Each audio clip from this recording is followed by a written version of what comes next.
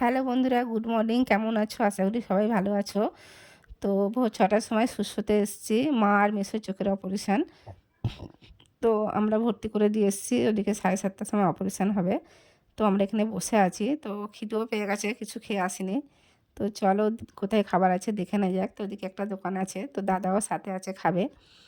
তো দেখি কি পাওয়া যাচ্ছে এখানে।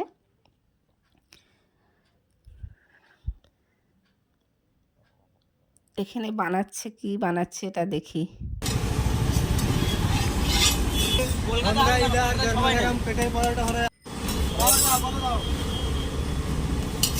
এটা কি পরোটা?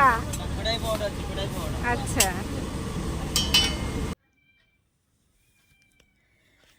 তো ওদেরকে জিজ্ঞাসা করলাম, তো এটা পেটাই পরোটা বলছে।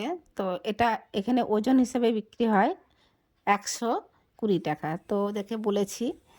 তো এবার ঘুগনি আছে, খুব ভালো খেতে।